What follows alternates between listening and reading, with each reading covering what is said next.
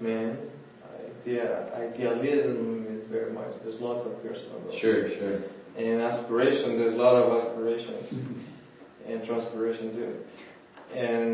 But in regards to ministry, the aspiration is to be more like Jesus and to resemble his will.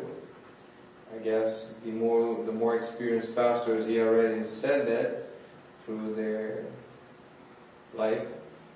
In personal goals, I would say this is personal, but personal goals in regards of ministry is to be able to lead the church to the feet of Jesus.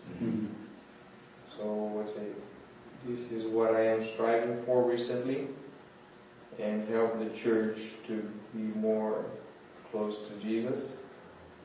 And the aspiration is to have the church walk on their own rather than be pastored. So you've been pastoring here now for 3 years. Yeah. And have you found any challenges in those two aspirations? Both obviously in your own personal life and as well as helping the church come to the feet of Jesus. What kind of challenges have you faced? Congregationalism. Okay. What does that mean? Means that the churches are free to do whatever they please to do.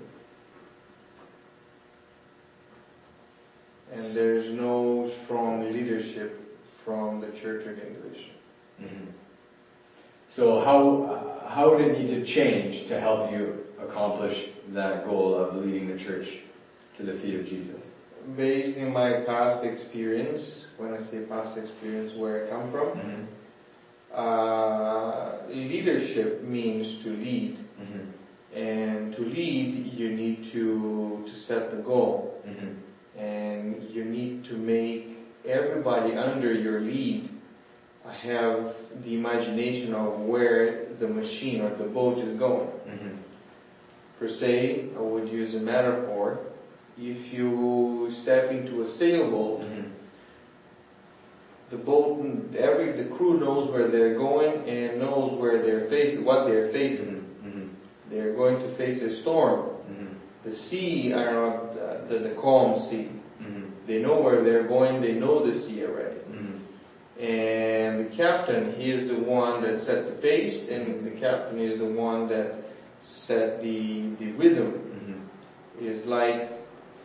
So if I can jump in, I think you have a good analogy, so I want to clarify one thing. So who is the captain? Who is the one that's supposed to set this vision and this direction? Is that you as the pastor, or are you thinking of someone else? I am in my own congregation. Okay. Yes, I am in my own congregation.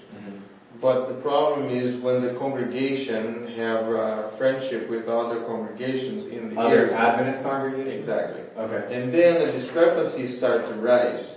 Are we Adventists or are we morphing to something else? And then the problem, I already have a distraction within my field. So who would be the person above you that would step in to provide that direction? So technically, by definition and or institutionally speaking, would be local field, pastors, ministerial, president union, division, general conference. So if I understand you correctly, are you saying that you sense that there's a lack of clear vision from the BC conference? Is that? I'm not saying that. Okay. I'm saying that overall. If you are, that's okay. I mean, we're here to share openly and honestly, but you say overall in the church, even from the top of GC down. I like to watch, I like to follow general conference meetings when they post available things. I love that. Yeah. Although my congregation are small, I cannot speak very much into large congregations because they have a life on their own. Large congregations, but obviously this is more related to my experience, personal experience, and perception as well, and seeing church dying, and pretty much had taken a church that was dying. And now I'm trying to revive that church. Mhm. And that church have a certain characteristic or DNA, religious DNA. And so most of our Hispanics, and you can see how the church in Latin America and Inter-America works. Although they have cultural tensions and issues on their own, but the culture, they kind of walk in that area. Yeah. I cannot say that the conference is lacking, because I believe they are doing the best they can. I cannot say that the union is lacking, because they are doing the best they can, or neither the division is lacking. But I see the division, I see a great deal of distraction. There are few things that are being put in the plate to be discussed. What is one of those distractions? Women ordination. Okay, gotcha. And so, I mean, this is the problem in the field, that's fine. I guess the field ought to discuss that. But, I'm going to jump in just because I'm looking at the time and we're going to keep moving here. Going. So let's go to the next question. But thank you for those thoughts. And I was able to get clarity about what you're saying. I think that's important because some of what you're saying we'll come back to a little bit of part of it at least later.